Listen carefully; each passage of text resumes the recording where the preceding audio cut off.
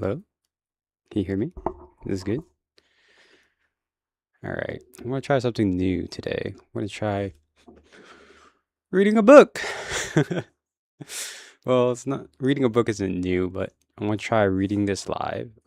So, as you can see on the screen and in my hands, I'm going to read the book The Library at Mount Char by Scott Hawkins. This is a really fascinating book that I really like. And I found online just searching for a book just to get me back into habit to reading. This is one of those books that it captivated me because of the premise. And as I dig further, this was one of the only books he made thus far. And he wasn't even an author to begin with. He was in a different profession, career, and he decided to write this book. I didn't dig, I guess, too far because I don't know how he got into just decide to creating this book, but I'm glad he did. So, why do this instead of like an audio book format? I don't know. I'm gonna try something new. I want to see how it feels to just read a book out loud. Maybe give you guys like a live-ish reaction. It's hard to say a live reaction because I read this book before, and this is why I chose to reread it online. Uh, but it's more like, I guess, gonna be a conversation as we go along, as I probably don't remember like word for word of what goes on in each chapter, but I do still remember most of the premise, I think. But yeah, I don't know how long this is going to be. Testing it out, see how it goes. Feedback's welcome to my many, many 100 times 0x viewers. So let's get started. Chapter 1, Sunrise. Carolyn, blood-drenched and barefoot, walked alone down the two-lane stretch of blacktop that the Americans call Highway 78. Most of the librarian, Carolyn included, had come to think of this road as the path of tacos, so called in honor of a Mexican joint they snacked out to sometimes. The guacamole, she remembered, is really good. Her stomach rumbled. Oak leaves, reddish orange, delightful crunchy, crackled under her foot as she walked. Her breath puffed white in the pre-dawn air. The obsidian knife she had used to murder Detective Miner lay nestled in the small of her back, sharp and secret. She was smiling. Cars were scarce but not unheard of on this road. Over the course of her night's walk, she had seen 5 of them. The one breaking to a halt now, a battered Ford F-250, was the third that had stopped to take a closer look. The driver pulled to the opposite shoulder. Gravel crunched and idled there. When the window came down, she smiled, chewing tobacco, old grease, and hay. A white-haired man sat behind the wheel. Next to him, a German shepherd eyed her suspiciously from the passenger seat. Oh crap. She didn't want to hurt them. Jesus, he said. Was there an accident? His voice was warm with concern, a real kind, not the predatory fake that the last man had tried.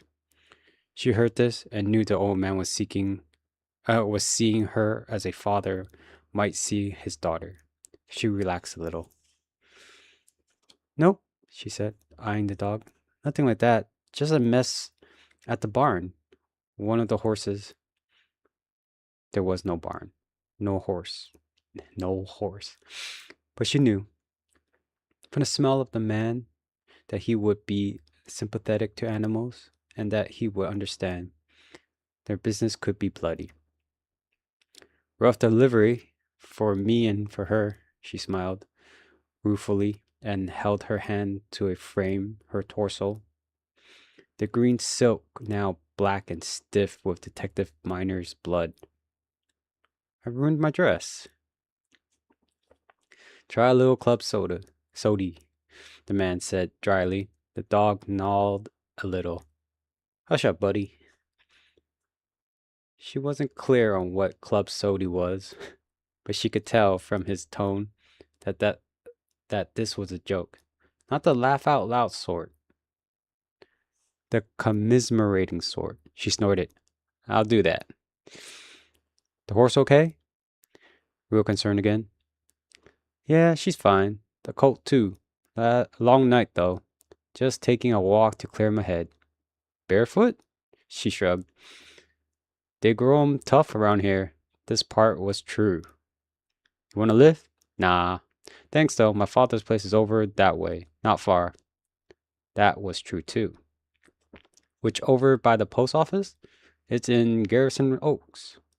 The old man's eyes went distant for a moment, trying to remember how he knew that name. He thought about it for a while, then gave up. Carolyn might have told him that he could drive by Garrison Oak 4 times a day, every day for 1,000 years and still not remember it. But she didn't. Oh, the old guy said vaguely, right. He glanced at her legs in a way that wasn't particularly fatherly. Sure you don't want to lift? Buddy don't mind, do you? He patted a fat dog in a seat next to him. Buddy only watched, his brown eyes feral and suspicious. I'm good. Still clearing my head. Thanks, though. She stretched her face into something like a smile. Sure thing. The old man put his truck into gear and drove on, bathing her in the warm cloud of diesel fumes. She stood watching until his tail lights disappear around the curve. That's enough socializing for one night, I think. She scrambled up the bluff and slipped into the woods.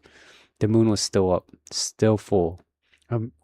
Americans call this time of year October, or something, or sometimes autumn. But the librarians reckon time by the heavens. Tonight was the 7th moon, which is the moon of the black lament. Under this light, the shadow of bare branches flashed across her scars. A mile or so later, she came to a hollow tree where she had stashed her robe. She shook the bark out of it and picked it clean as best she could. She saved a scrap of the bloody dress for David and tossed the rest. Then wrapped herself in a robe, pulling the hood over her head. She had been fond of this dress. Silk felt good, but the rough cotton of the robe comforted her.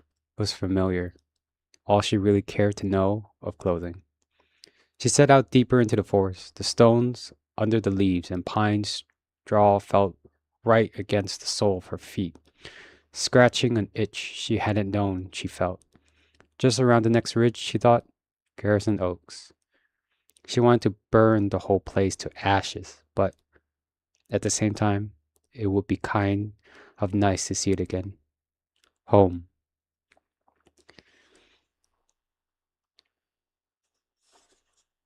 Is that chapter 2? Is that just part 2? There's a numeral of 2 here, but there's no title to it. So I'm guessing that's just a part. Ooh. Yep. Okay, still part of chapter 1. Part 2. Carolyn and the rest were not born librarians. Once upon a time, it seemed long ago, they had been very American indeed. She remembered that a little. There was something called the Bionic Woman, and another something called Reese's Peanut Butter Cups. But one summer day when Carolyn was about 8, Father's enemies moved against her. Father survived, as did Carolyn and a handful of other children. Their parents did not. She remembered the way father's voice came to her through black smoke that smelled like melting asphalt. How the deep crater where their house has been glowed dull orange behind him as he spoke. You are Palapi now, father said. It is an old word. It means something like librarian and something like pupil. I will take you into my house. I will raise you in the old ways, as I myself was raised. I will teach you the things I have learned. He did not ask what they he did not ask what they wanted. Carolyn, not ungrateful, did her best at first. Her mom and dad were gone. Gone. She understood that. Father was all that she had now. And at first, it seemed that he didn't ask so much. Father's home was different, though. Instead of candy and television, there were shadows and ancient books, handwritten on thick parchment. They came to understand that father had lived for a very long time. More, over the course of this long life, he had mastered the crafting of wonders. He could call down lightning or stop time. Stones spoke to him by name. The theory and practice of these crafts were organized into 12 catalogs, one for each child, as it happened. All he asked was that they be diligent about their studies. Carolyn's first clue as to what this actually meant came a few weeks later. She was studying at one of the lamplets kiosks scattered here and there around the jaded floor of the library. Margaret, then aged about 9, sprinted out from the towering, shadowy shelves of the gray catalog. She was shrieking, blind with terror. She tripped over an end table and skidded to a stop almost at Carolyn's feet. Carolyn motioned her under her desk to hide. Margaret trembled in the shadow for 10 minutes or so. Carolyn hissed questions at her, but she wouldn't speak, perhaps could not. But Margaret's tears were streaked with blood, and when father pulled her back into the stacks, she wet herself. That was answer enough. Carolyn sometimes thought of how the hot ammonia of Margaret's urine blended with the dusty smell of old books. How her screams echoed down the stacks. It was in the moment that she first began to understand. Carolyn's own catalog was more dull than terrifying.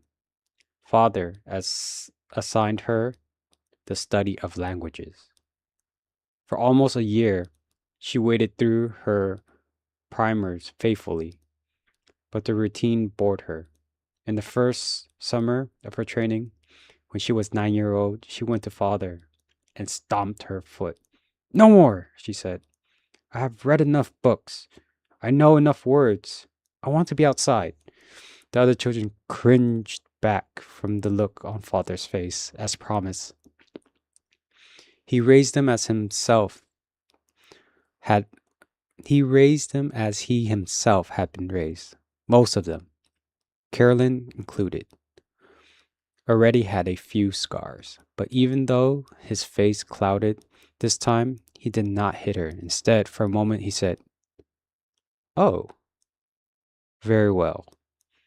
Father unlocked the front door of the library and let her out into the sunshine, blue skies for the first time in months. Carolyn was delighted, all the more so when father walked out of the neighborhood and down to the road. On the way, she saw David, whose catalog was murder and war.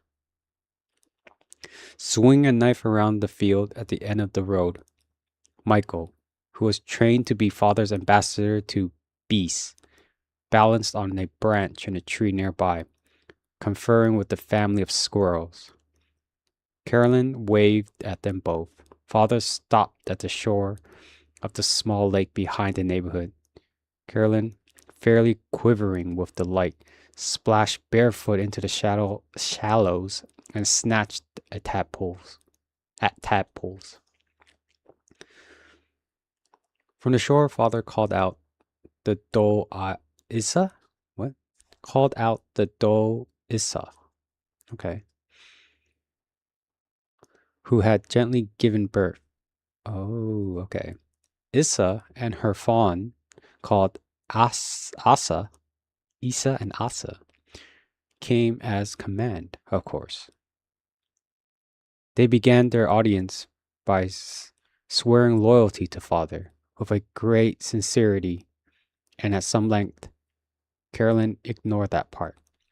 But now she was thoroughly bored with people groveling at Father. Anyways, dear talk was hard.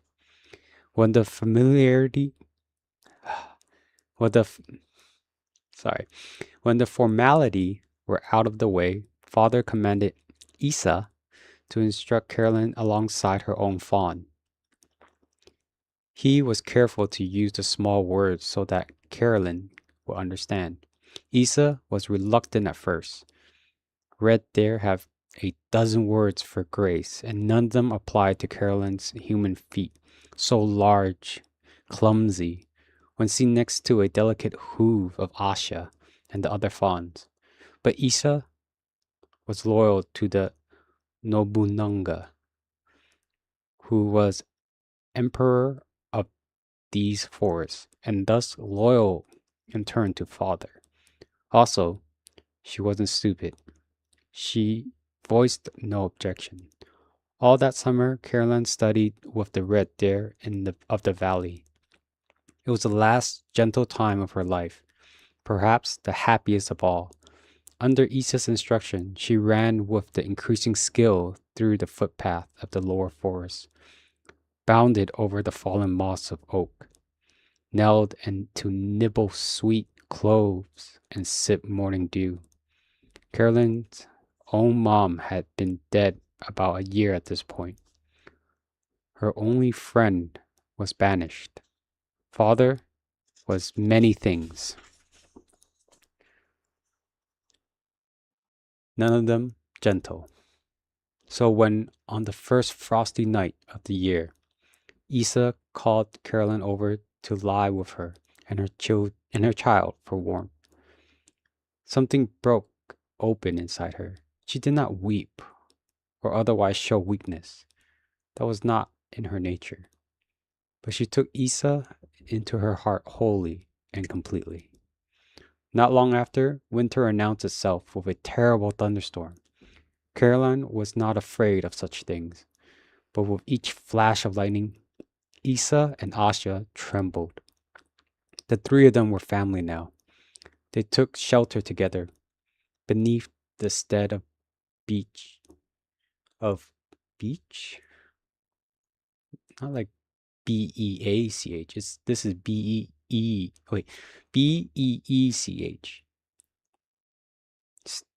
Beneath the stand of beech. Okay. Where Carolyn and Isa held Asha between them, cuddling to keep her warm. They lay together all that night. Carolyn felt their slight bodies tremble, felt them jerk with each crack of thunder. She tried to comfort them with caresses, but they flinched at her touch. As the night wore on, she searched her memories of Father's lessons for words that might comfort them. Don't worry would be enough, or it will be over soon, or there will be cloves in the morning. But Carolyn had been a poor student. Try as she might, she could find no words. Shortly before dawn, Carolyn felt Isha jerk and drum her hooves against the earth, kicking away the fallen leaves to expose the black loom below. The moment a moment later, the rain following over Carolyn's body ran warm, and the taste of it was salty in her mouth. The lightning cracked then, and Carolyn saw David, who was above her, standing on a branch some 30 feet away, grinning. From his left hand dangled the weighted end of a fine silver chain. Not wanting to, Carolyn used the last light of the moon to trace the length of that chain. When the lightning flashed again, Carolyn stared into the lifeless eyes of Isha, spitted with her fawn at the end of David's spear. Carolyn stretched her hand out and touched the bronze handle protruding from the deer's torso. The metal was warm. It trembled slightly under her fingertips, magnifying the faint, fading vibration of Isha's gentle heart. Father said to watch and listen, David said. If you have found the words, I was supposed to let them live. He jerked the chain back to himself, then, unpinning them. Father said, it's time to come home, he said, coiling the chain with daft, practicing motion. It's time for your real study to begin. He disappears back into the storm. Carolyn rose and stood alone in the dark, both in the moment and ever after. Before we start part 3, I knew how dark it could be sometimes in this book. And this is a great introduction if you don't want to hear anymore, right? But I forgot how early it starts with it, right? The mother and child, Isa and Asha, deers, hardening Caroline's need to study from father's examples. Definitely was something I recall, but I thought was at least a few pages further in, not the introduction. But yeah, I laugh not because it's not dark, but just how my memories of it wasn't as how I thought it would be. But I do love the book, and if you can tolerate that at least, I think you enjoy it too. It's not overly. I don't like gore, right? So I don't. It's not overly done. It's just enough to set an example to get you into the understanding of David, I guess, in this particular scene, right? Of his mastery of becoming, what was it something in war?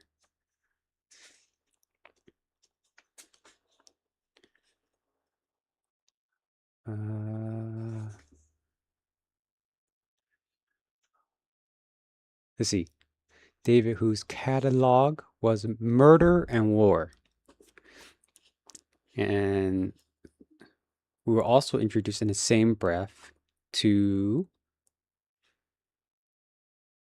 Michael, who was the ambassador to Beast. I guess that's maybe the same as catalog, but maybe they'll clarify that later. And our main character so far, Carolyn, is language. But yes, for those of you that's gonna stick around, I'm gonna enter part 3.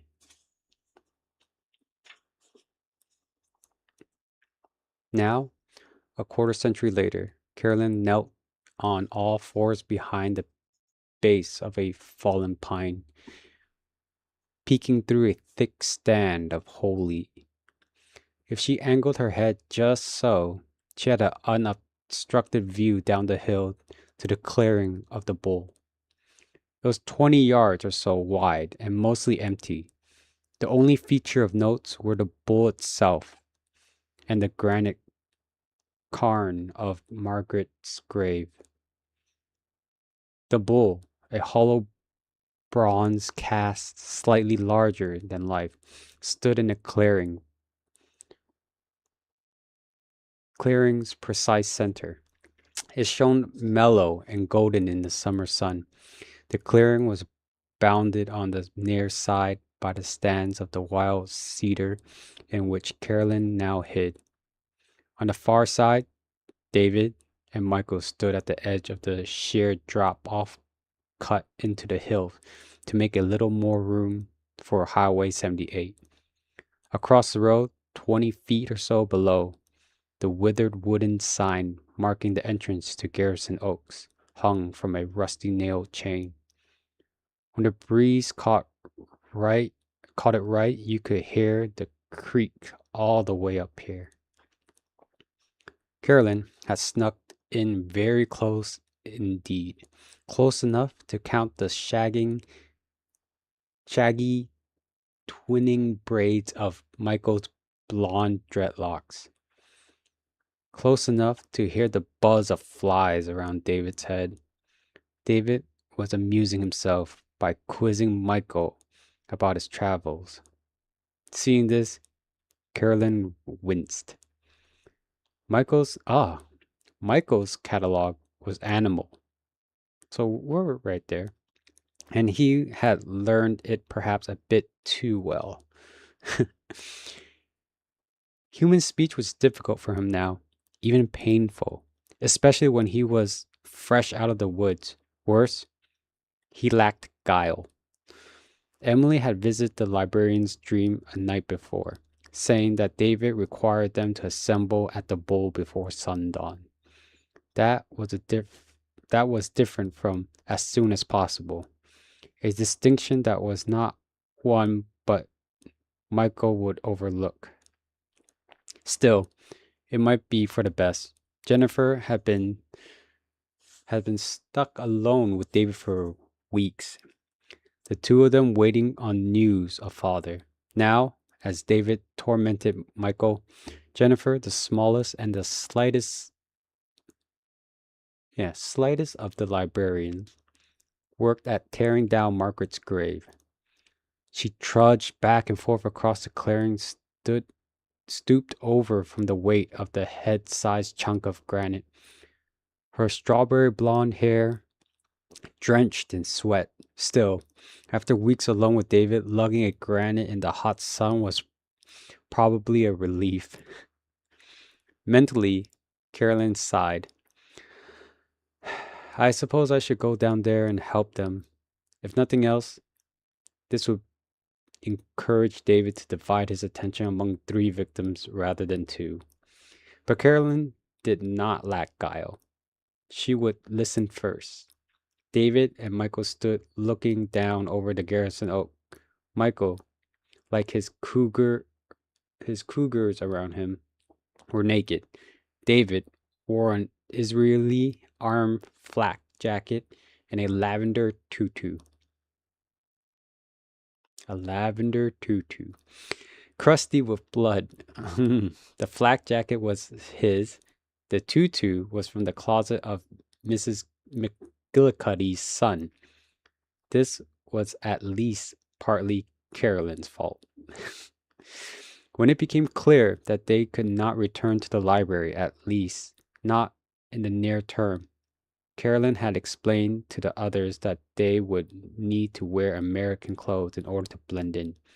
They nodded, not really understood, and set about rummaging through Miss McGillicuddy's closet. David chose the tutu because it was the closest thing he could find to his usual lying cloth. Carolyn thought about explaining why this was not blending in, then decided against it. She had learned to take her giggles where she could find them. Her nose wrinkled. The wind smelled of rot. Is Margaret back as well? But no, she realized the rot was David. After a while, you didn't notice so much, but she had been away. Flies buzzed around his head in a cloud. A year or 2 ago, David took up the practice of squeezing blood from the heart of his victim into his hair. He was a fiery man, and one heart yielded only a few teaspoons, but of course they added up quickly. Over time, the combination of his hair and blood hardened into something like a helmet. Once curious, she asked Peter how strong this would be. Peter, whose catalog included mathematics and engineering, looked up at the ceiling for a moment, thinking, "Pretty strong," he said meditatively. "Clotted blood is harder than you think, but it's brittle. The strands of hair would tend to alleviate that. It's the same principle as rhubarb in concrete." He bent to his pad and scribbled numbers for a moment, then nodded. "Yeah, pretty strong. We'll probably stop a 22, maybe even a 9 millimeter." For a while, David had dropped into his beard as well. Dripped into his beard as well. But father made him chisel this off when it became difficult to turn his head. All that was left was a longish Fu Manchu's mustache. "Where were you?" David demanded, shaking Michael by the shoulders. He spoke in Palapi, which bore no resemblance to at all to English or any other modern language. You should have been off playing in the woods, haven't you?" "What?" "You should have been off playing in the woods, haven't you? You finished up weeks ago. Don't lie to me."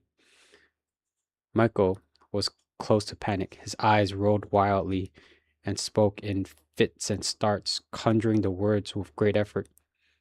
"I was away, away, away." "You mean away? Away where?" "I was with the small things. Father said to study the ways of the humble and the small."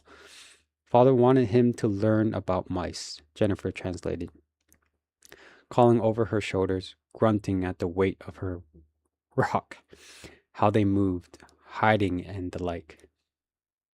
"Back to work," David screamed at her. "You're wasting daylight." Jennifer plodded back to the pile and hoisted another rock, groaning under the load.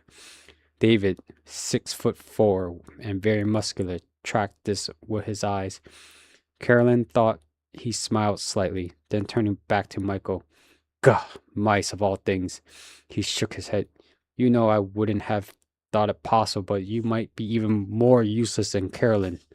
Carolyn, safe in her hiding blind, made a rude gesture. Jennifer dropped another rock into the underbrush with a dry crash. She strained up, panting, and wiped her forehead with a trembling hand. "Carolyn? What? I not no I Stop talking," David said. "So, let me get this straight. While the rest of us have been killing ourselves trying to find father, you were off playing with a bunch of mice?" "Mice. Yes, I thought." A flat crack rang out across the clearing. Carolyn, who had long experience with David's slap, winced again.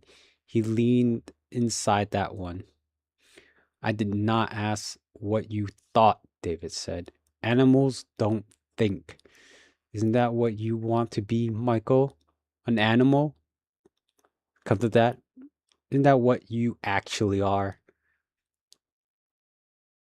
"As you say," Michael said softly. David's back was to her, but Caroline could picture his face clearly. He would be smiling, at least a bit. If the slap drew blood, perhaps he would be giving us a look at his dimples as well. "Just shut up, you You're giving me a headache. Wait, who's saying this? Yeah, just shut up. You're giving me a headache. Go help Jennifer or something. One of Michael's cougars rumbled. Michael interrupted it with a low yawl, and it went silent. Carolyn's eyes narrowed. Behind David, she saw from the grasses on the western edge of the valley that the wind was shifting. In a moment, the three of them would have downwind of her, rather than vice versa. Excuse me. In her time among the Americans, Carolyn had gotten assimilated to the extent that their smell, Marlboro, Chanel, Vidal Sassoon, no longer made her eyes water. But Michael and David had not. With the wind coming from the west, she would not stay hidden long. She took the risk of staring directly at their eyes. Isa had taught her that to do so was to invite notice, but sometimes it was unavoidable. Now, she was hoping for them to be distracted by something north of her. Sure enough, after a moment, Michael's glance was drawn to a moth fluttering to a land of the cairn. David and the cougars followed the gaze as predators would do. Carolyn took advantage of the moment to slip back into the underbrush, circled downhill, south and east. When she was a quarter-mile distant, she doubled back, this time walking without any particular caution and announcing her arrival by purposely cracking a dry twig under her foot. "Ah," David said. "Carolyn, you're louder and clumsier than ever. You'll be a real American soon. I heard you bumbling up all the way from the bottom of the hill. Come here." Carolyn did as she was told. David peered into her eyes, brushed her cheeks gently. His fingers were black and with clot blood. In father's absence, each of us must be mindful of scrutiny. The burden of caution is upon us all. You do understand. Of course, still stroking her cheek, he punched her in the solar plex with his other hand. She had been expecting this. Well, this or something like it. But still, the air whooshed out of her lungs. She didn't go to her knees, though. At least there's that, she thought, savoring the coppery taste of her hate. David studied her for a moment with his killer eyes. Seeing no hint of rebellion, he nodded and turned away. "Go help them with the cairn." Karen? She forced herself to draw a deep breath. A moment later, the fog around the corner of her eyes, vision cleared. She walked over to Margaret's cairn. Cairn. Cairn.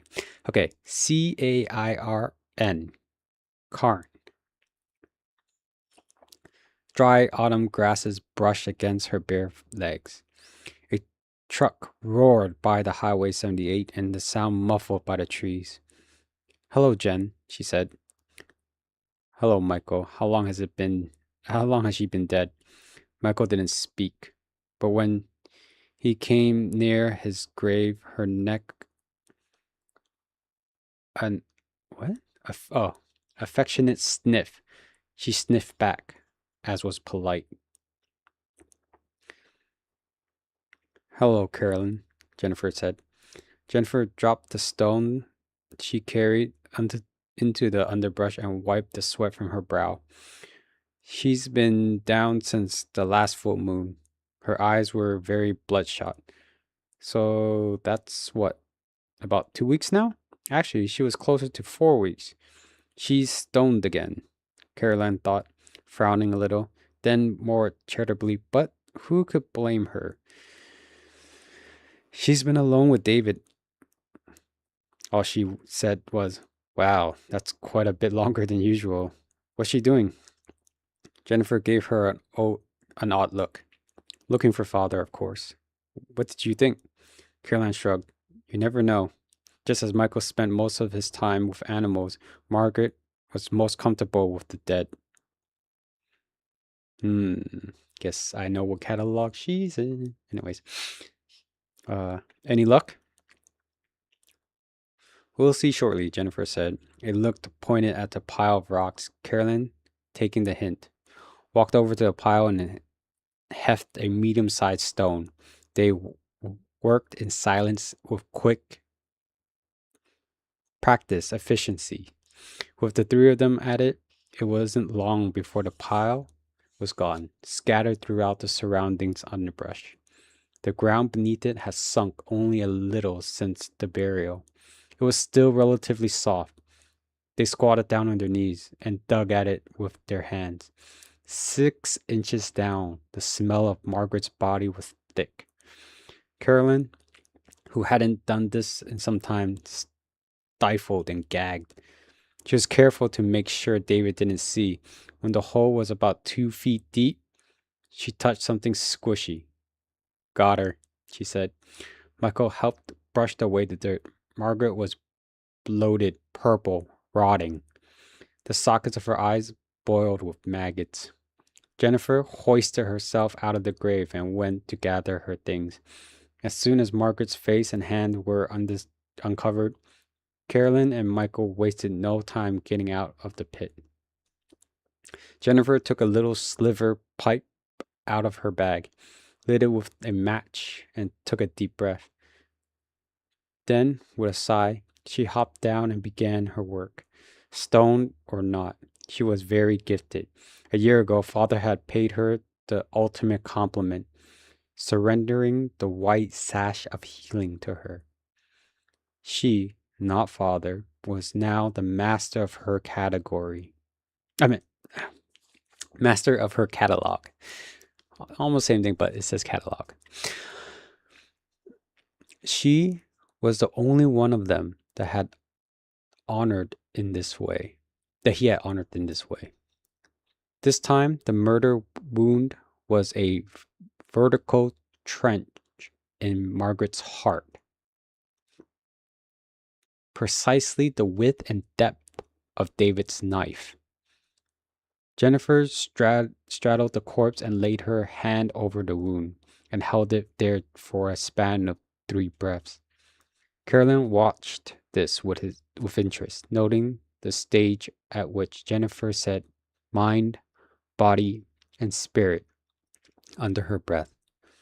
Carolyn was carefully to give no outward sign that she was doing.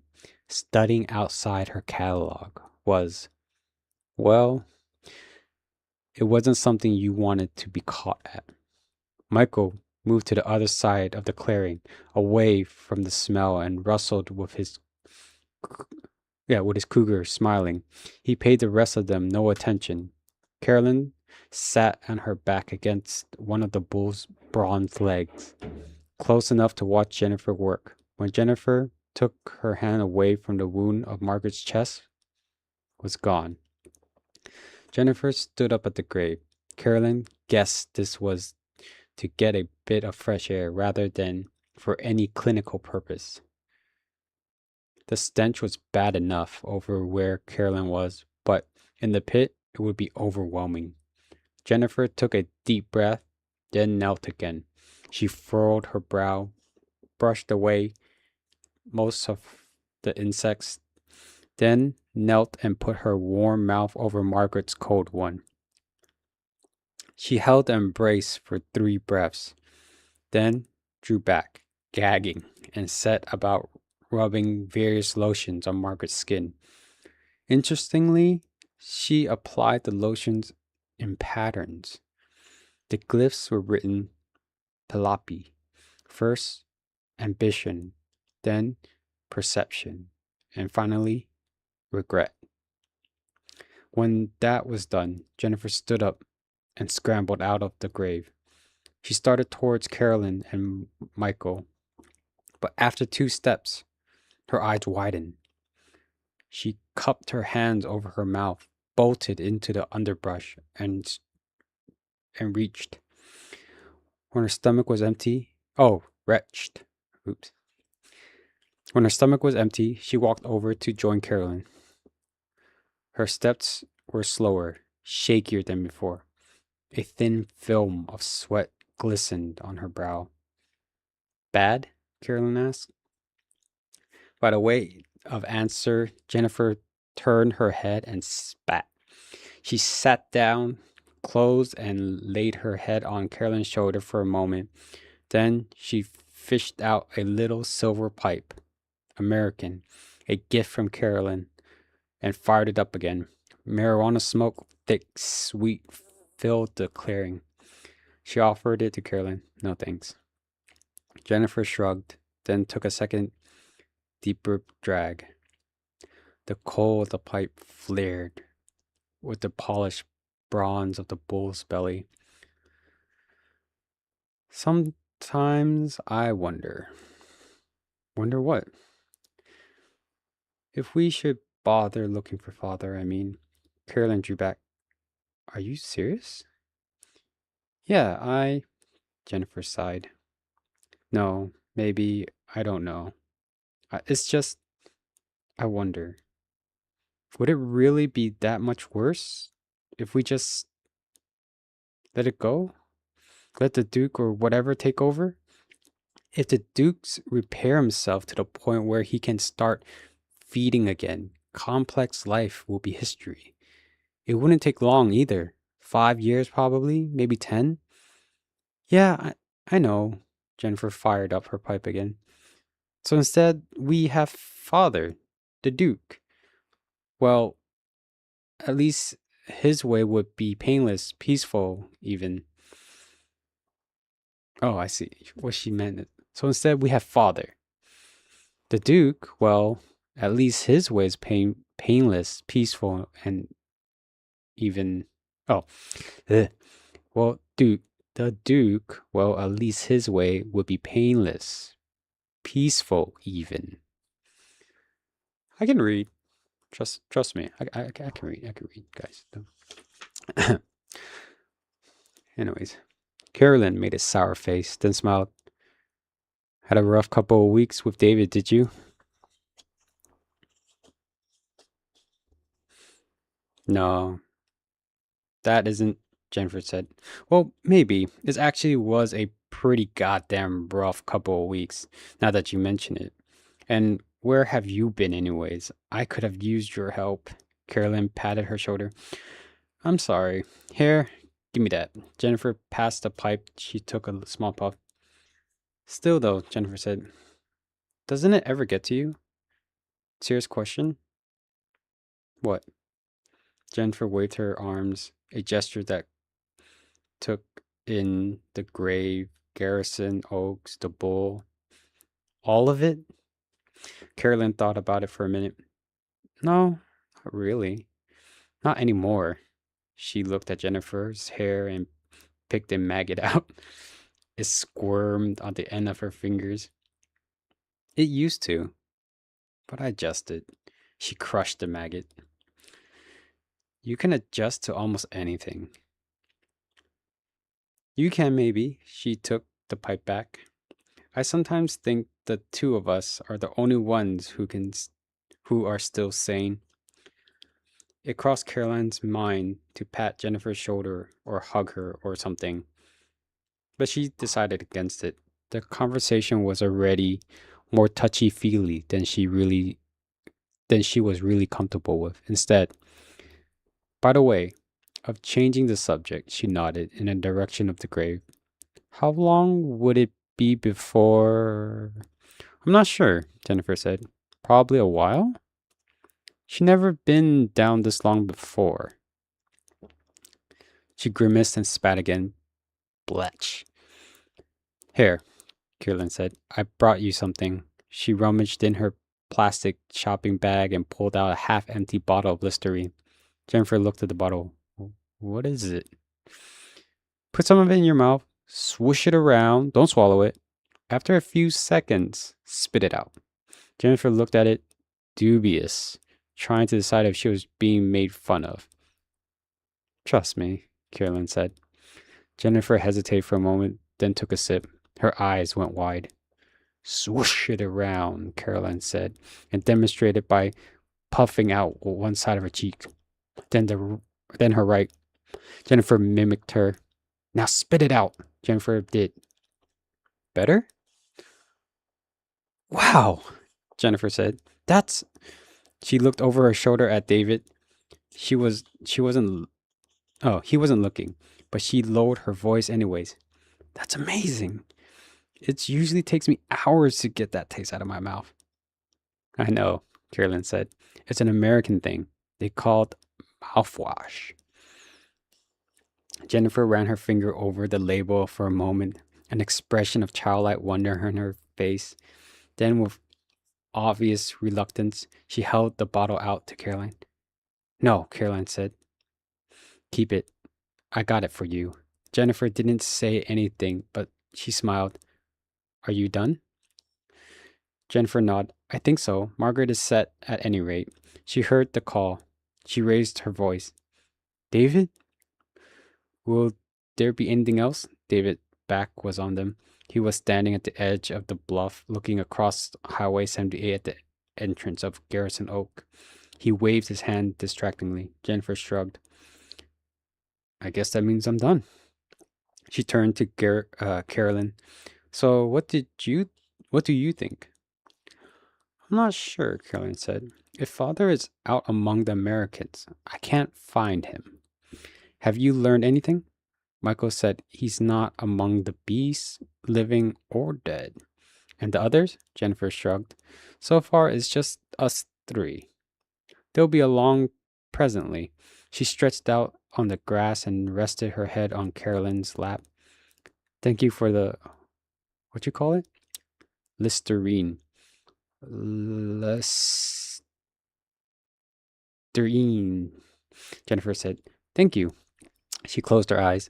All the afternoon, the other librarians filtered in, singingly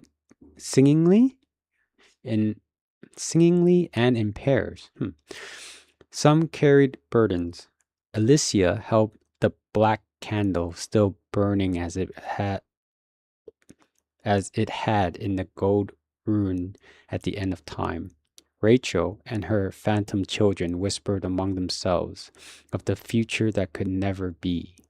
The twins, Peter and Richard, watched intently as the librarians filled out the 12 points of the abbreviated circle, studying some deep order that everyone else was blind to.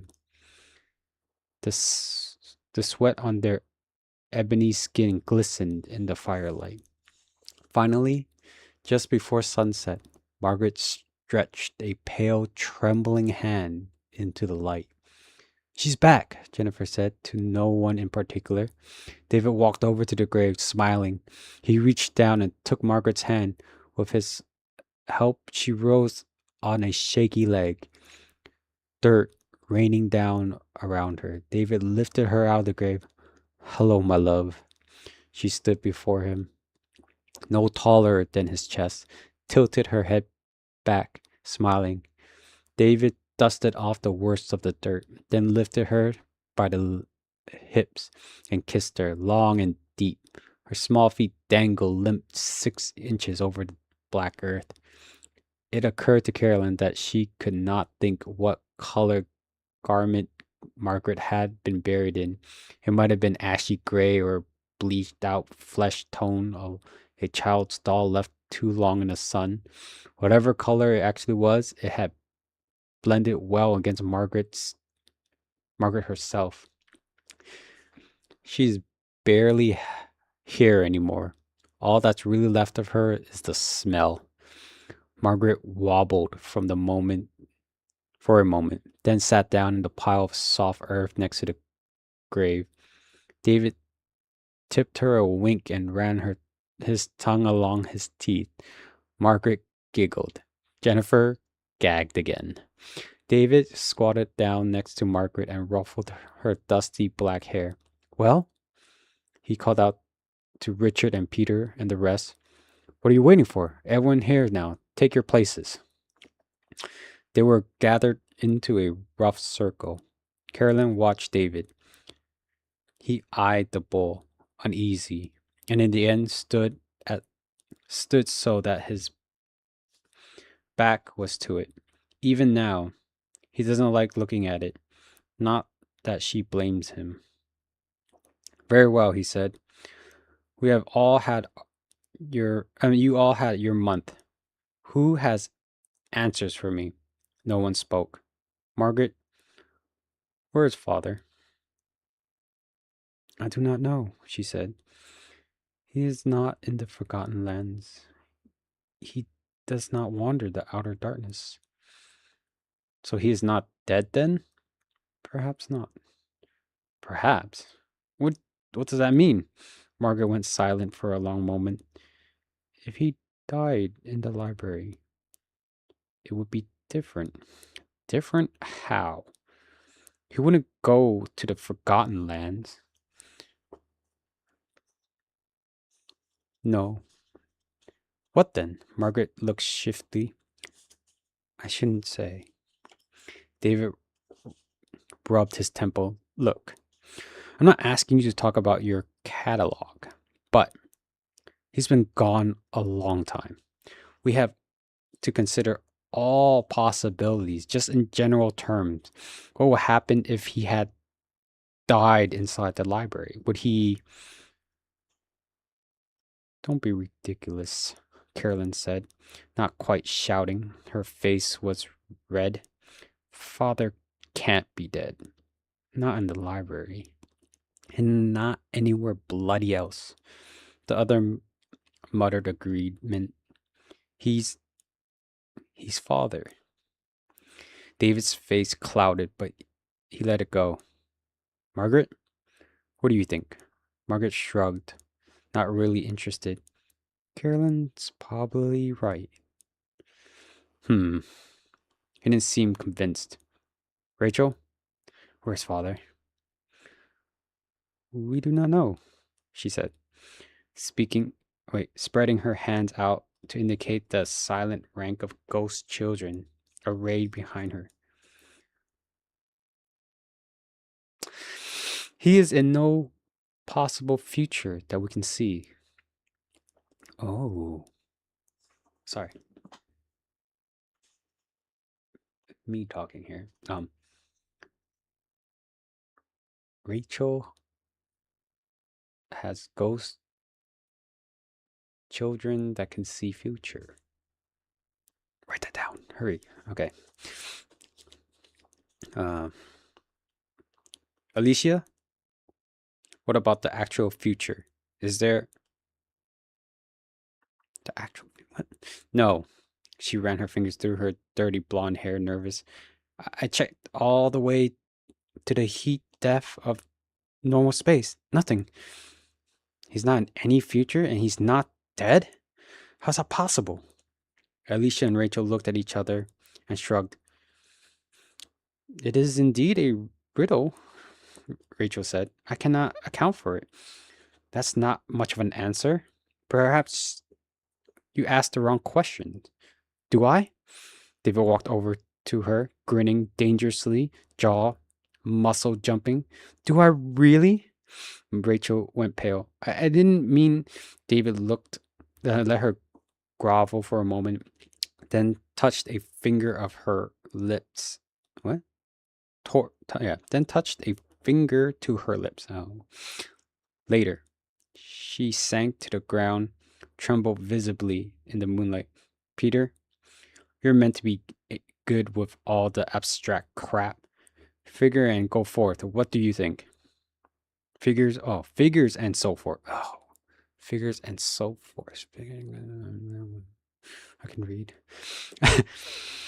Peter hesitated. There are aspects of Father's work that I was never allowed to see. Father kept things away from all of us. Answer my question. When he disappeared, he was working on something called regression completeness, Peter said. It's the notion that the universe is structured in such a way that no matter how many mysteries you solve, there's always a deeper mystery behind it. Father seemed very... Oh, for fuck's sake. Do you know where Father is or don't you? Not exactly. But if you follow the lines of thinking, it might explain. Never mind. But stop talking. Carolyn, get with Peter later. Translate whatever he's saying into something normal people can understand. Of course, she said. Michael, what about Far Hill? Was there any sign there? The Far Hill was the heaven of the forest god, where all of the clever little beasts went when they die. Something later, yeah, something like that. At any case, Carolyn hadn't been aware that this was real. For that matter, she hadn't been certain that the forest god were real until just now. No, not there. His speech was better now. And the forest god, is he? The forest god is sleeping. He has massed no armies against us. Among his pack, there were the usual intrigues, but nothing that concerns us directly. I see no reason to think. Think? You? That's almost funny. He turned away. Emily, what about? There's something else, Michael said. Oh, there's something else, Michael said. We are to have a visitor. Michael glared at him. A visitor? Why didn't you tell me earlier? You hit me in the mouth, Michael said. You told me to be quiet. David's jaw muscle jumped again. Now I'm telling you to not be quiet, David said. Who is coming? Nobunanga. What? Here? He is concerned for father's safety, Michael said. He wishes to investigate. Oh, fuck, said Carolyn. This was startled out of her. She hadn't expected Nobunanga quite so soon. But she had the presence of mind to speak softly and in English. No one noticed. When will he arrive? Michael's brow furrowed. He will arrive when he gets here?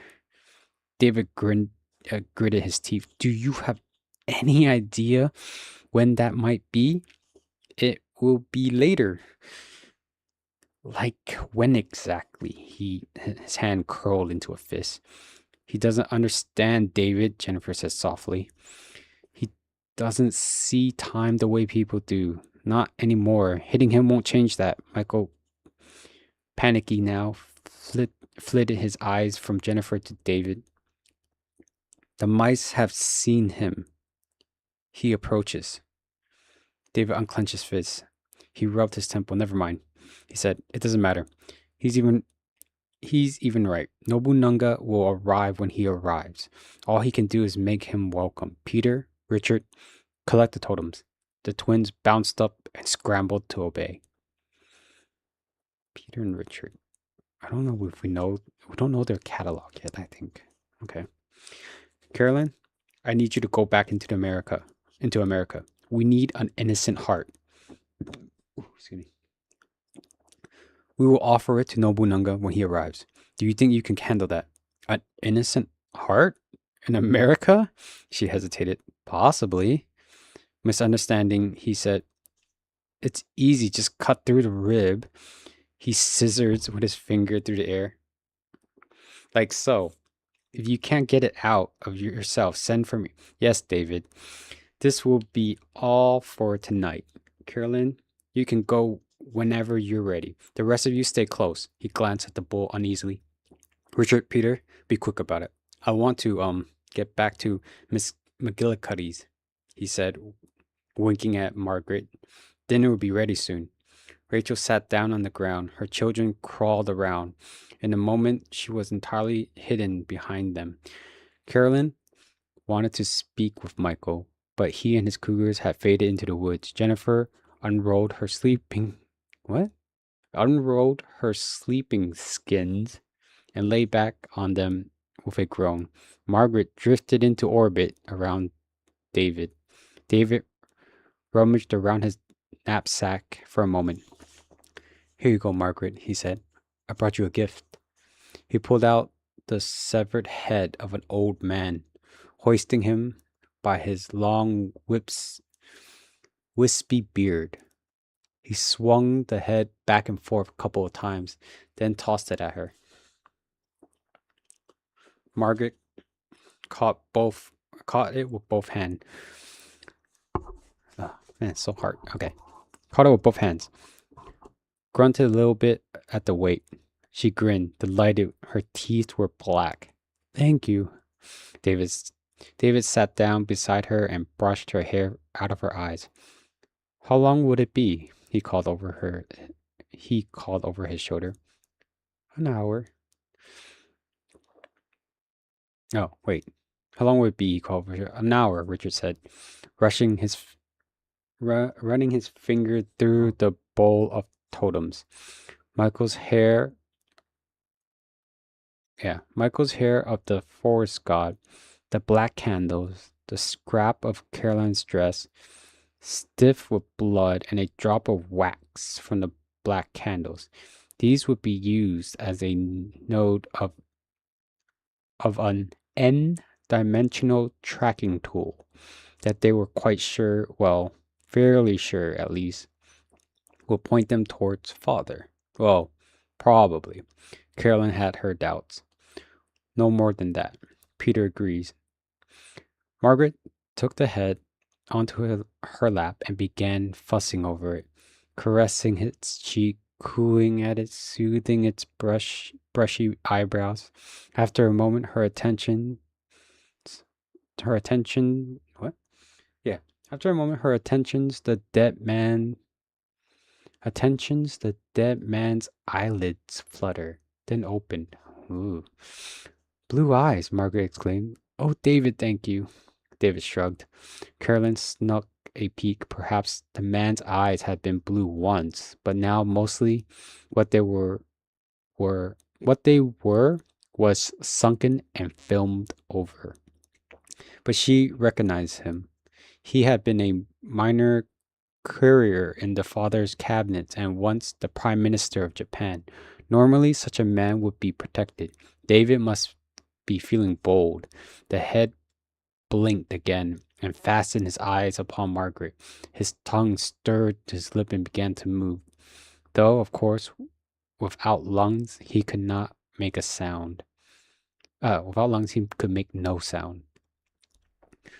What's he saying? David asked. After 6 weeks of banishment, most of them had picked up at least a smattering of English, but Caroline was the only one who speaks Japanese. Caroline leaned in close, her nose wrinkling at the smell. She tilted her head to touch the man's cheek. Muichido itai kudasai. Yamada-san? The dead man tried again, pleading to her with slightless eyes. Caroline sat back and arranged her head on her lap demurely, left over right, in such a way that the palm of each hand concealed the fingers of another from the view. Her expression was peaceful, even pleasant. She knew that Emily could not read her thoughts easily. David, too, could sense, though, at least the basic flavor. He knew when someone bore him ill will. In battle, he could peer into the minds of his enemies and see their strategies, see the weapons they might be raised against him. Caroline suspected that he might be able to look deeper if there were a need, but it didn't matter. If Emily or David chose to look into Caroline's thoughts, they would find only the desire to help. Of course, genuine emotions is the very essence of self. It cannot ever be unfelt, cannot be ignored, cannot even be rechanneled for very long. But with practice and care, it may be hidden. He is asking about Chiiko and Kikiko-chan, Caroline said. I think they are his daughters. He wants to know if they are safe. Ah, David said. Tell him I got them for practice. Their mother as well. Is it true? David shrugged. Sorera wa an anzen desu. Yamada-san, ima yamasu desu ne. Caroline said, telling him that they were safe, telling him that he could rest now. The dead man allowed his eyes to droop. A slight tear trembled on the edge of his left eyelid. Margaret studied it with bright, greedy eyes. When it broke free and ran down Yamato's cheek, she dipped her head bird-like and licked it up with a single daft flick of her tongue. The dead man puffed his cheeks and blew them out. The softest, saddest sound Caroline had ever heard. David and Margaret laughed together. Caroline's smile was just the right amount of force. Perhaps she was overcome with pity. OBS? Thank you, OBS. Damn it, where was I? Smell again. Blah, blah, blah, blah, blah. Oh, maybe it was a smell again. Anyone bored of thought, concerned the father? Oh, reading into Caroline's mind, but her fingertips trembled with the memory of faint, fading vibration carried down the shaft of brass spear, and in her heart the hate of them blazed like the black sun. That's the end of chapter 1.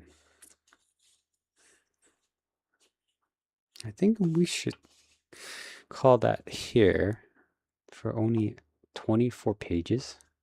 I might have to go longer for the next one, but I think that's a good way to give you the sense of the tone of this book, right? It doesn't shy away from its dark fantasy but it also has the intrigue of what I like to think fantasy, soft fantasy? What was it? Soft magic kind of fantasy for now? No. We have what we saw resurrection and healing. So there's something about that. I'm not sure if that is still soft magic in this world. Well, actually, maybe we just don't know enough yet. But what we do know is I believe there's 12 catalogs because they said there was 12 of them assembled for that ritual to summon Margaret. What we do know is Margaret's catalog is the afterlife, I believe. Then we also have Jennifer, healing, resurrection, death. No, I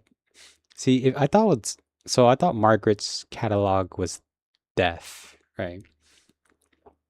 But then to resurrect someone from Jennifer, is that not part of death in the opposite side of the coin, or maybe still is death for Margaret and Jennifer is life since she can heal?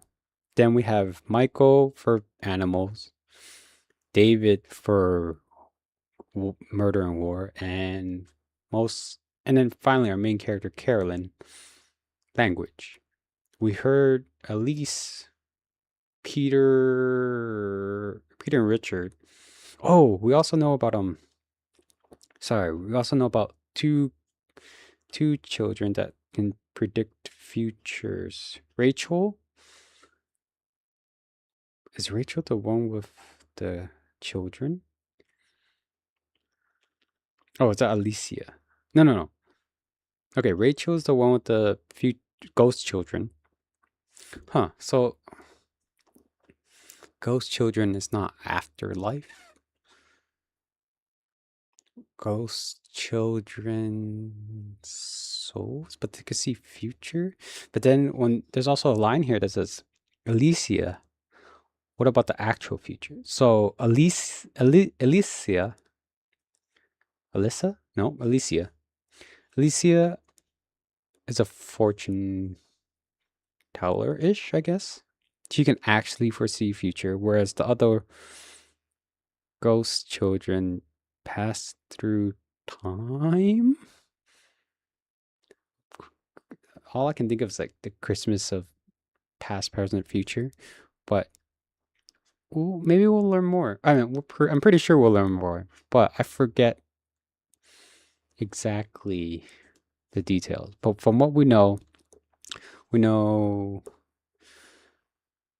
main character Carolyn, David, Michael, Jennifer, Margaret. Then we don't know about Peter, Richard. We sort of understand Alicia, Rachel. We're missing 3? That can't be right. 9, 10, 11. Oops, 4? Unless there's only 8 catalogs because they're all there, right? They all talked. Why did I get 12?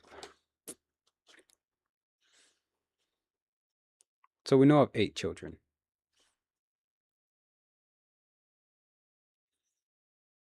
Where did I see 12 though?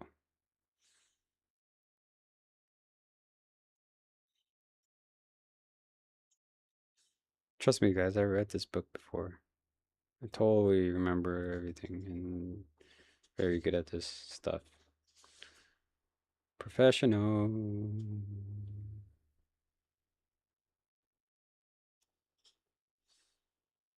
Hmm.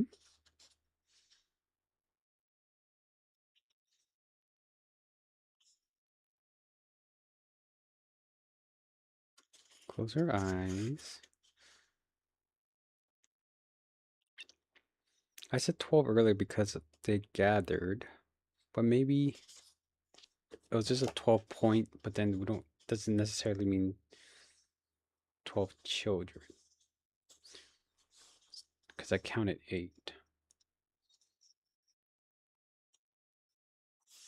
Oh, actually, in the intro, when Carolyn mentioned about the specific summer,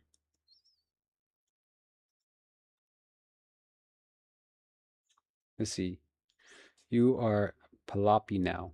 Palapi, I guess, is his, I guess, would you call it race, father? Let's see, father said you're Palapi now, so you are people of Palapi, which is a combination of pupil and librarian, spelled Pelapi. Pelap, Pelapi? Pelapi? I'll just go Pelapi. Until someone corrects me. No one's gonna correct me. The other children. Yeah, it doesn't mention the number of children. In her flashback, only mentions that she has lost. And her age was about 8 when she was first adopted. All right, so 8 children. I'll try to find back that 12 point later, but if you like it so far, I do recommend the book. And if you're still wondering, maybe it's not for you, maybe it is, kind of teetering, I plan to continue this, so join me again. Maybe this will just be a weekend only thing.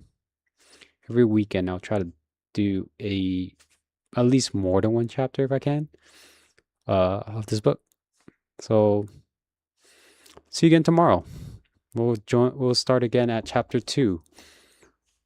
That's titled Buddhism for Assholes. All right? So check you again tomorrow.